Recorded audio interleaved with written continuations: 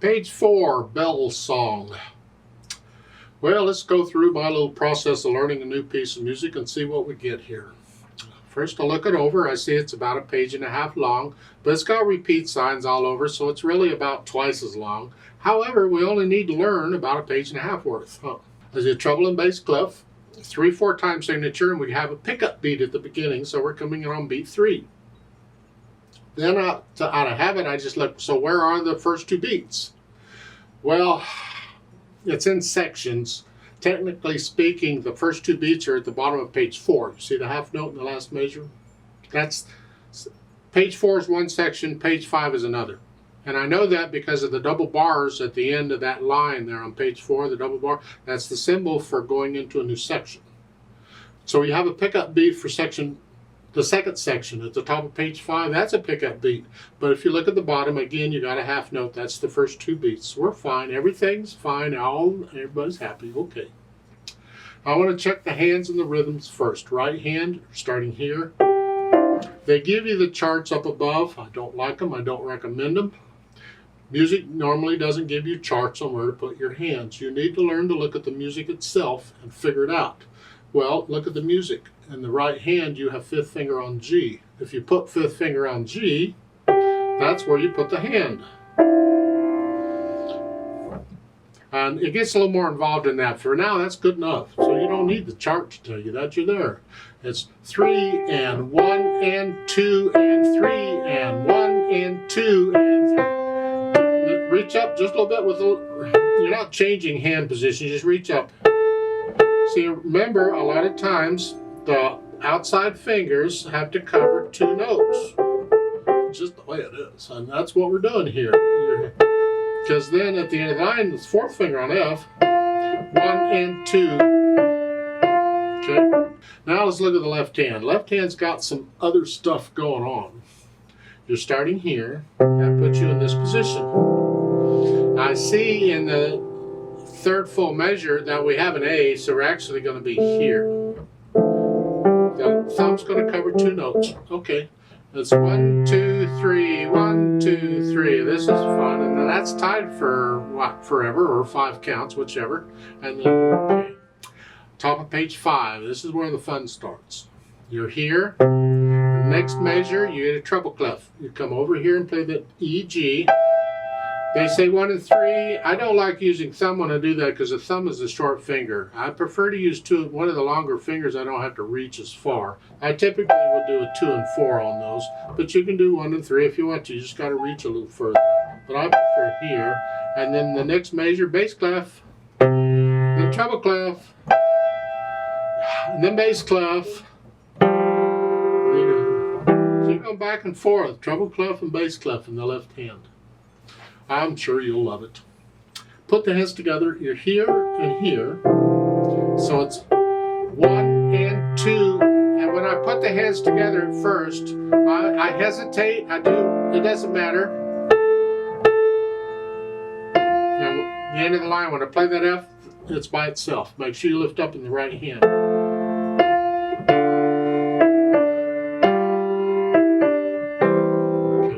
Let's go to page 5 where the fun starts.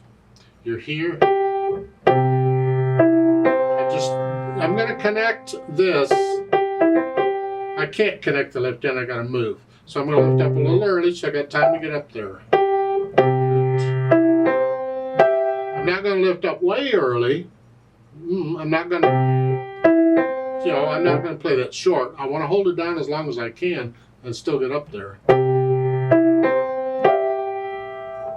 You get a beat rest to come back down.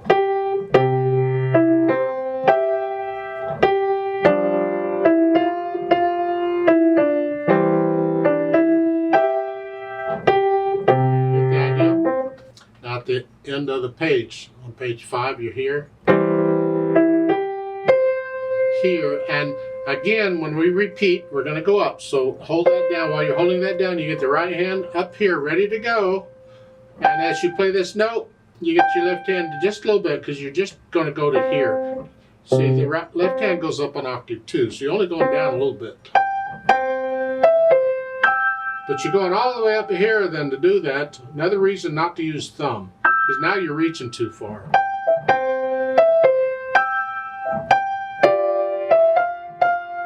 So you got to work all that out for the left hand. Then once I know what the hands are doing, I go back through it a few hundred times or whatever, and I work out the hesitations. Keep it slow, but no hesitations. Got to be a steady beat throughout. And once I have the hesitations worked out and I can play it okay, then I think about the articulation. This is a fairly connected piece. We're going to connect it.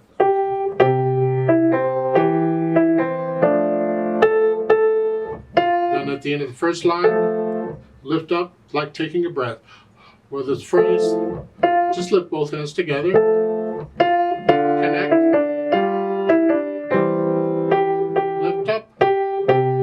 So put in the phrasing. On page 5, again, the phrasing.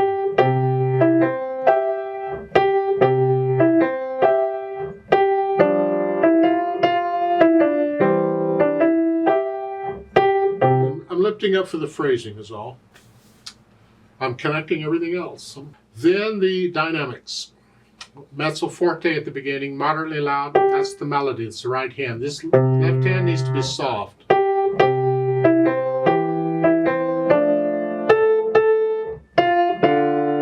when I get to top page 5, it's loud, but it's the right hand. The left hand stays in the background. See what? This is soft, I want to hear that.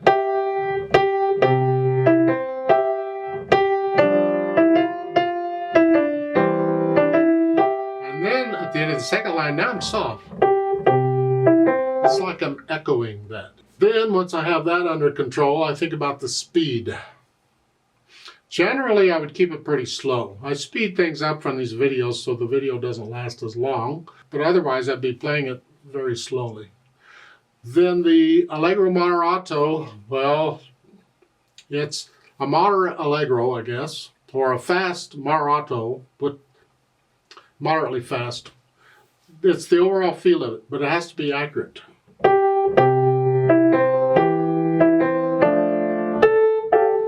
Tempo, sometimes tempo could be the beat, how fast the beat goes, but that's really not what we're after. We're after the overall feel of the piece. And if it just happens to be what the beat is doing, that's fine, but it's really the feel of the piece that we're after. This, we want a sort of a moderately fast feel to this.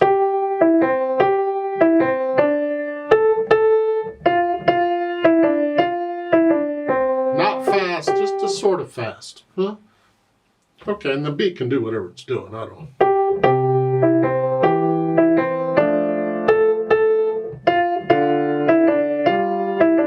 I think about that speed is fine. It doesn't have to be exactly that. It's there somewhere. As far as the roadmap goes, you got first and second endings at the bottom of the page 4. So you repeat sign. You got a reverse repeat sign at the beginning. So you're going to do all that twice. On page 5, it's surrounded by repeat signs, so you're going to play page 5 twice. And I've already told you when you do page 5 the second time, both hands got to go up an octave. Now, what I didn't bother to tell you is that there's a note above the staff at the beginning, both hands 8VA. So instead of here, where I've been showing you, you're actually up here.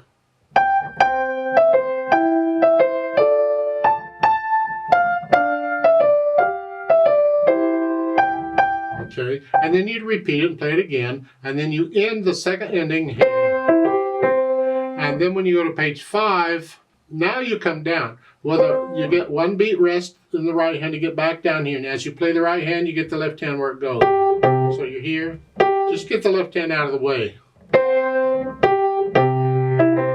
There, so you're here, back here for the top of page 5, the first time, and then the second time you go up an octave again. So it's a little weird. It's okay, you're moving around. Now on top of all that, they've added pedal. I'm guessing the pedal is for the overtones because of the bells. We want the bells to ring out. That's what bells do, you know. So in the first line on page 4 where the pedal is used, I push the pedal down after I play the notes. You're up here. I'm going to lift the pedal with the hands so I hear the phrasing. So a little silence there. It's like taking a breath, yeah.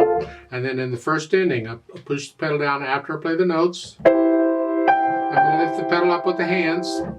So it's like taking a breath. I want to hear the phrasing. Then in the second ending, same thing. Push the notes down first, then the pedal. And I lift the pedal up with the hands. So it's phrasing. And then at top page 5, in the first full measure, I push the pedal down after I play the notes. Hold it down. And lift it up at the end of the line. So you hear the phrasing. So there's a little silence between those notes in that last measure. Here. Here. Now the question is, well, if I'm going to have the pedal do that, why do I have to hold the note down in the left hand? Why can't I immediately come up here? And the answer is because it's poor technique. Please don't. Keep this left hand in. So one of the reasons we learn a song without pedal first. Make the hands do what they got to do. Don't let the pedal be your crutch. So even though the pedal would do it, hold it down with the hand anyway.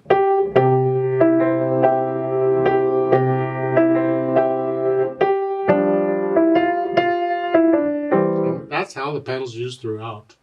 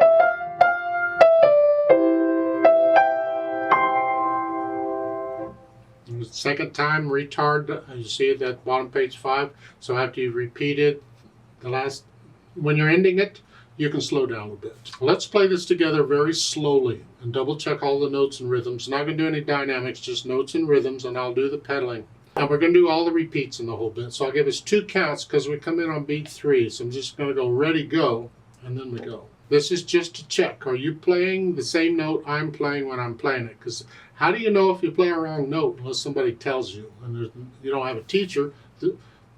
How do you know? So this is what this is for. Ready, go. And 2 and 3 and 1 and 2. 2. 2.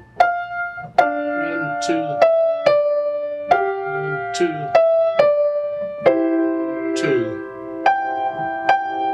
Repeat. 2, 2,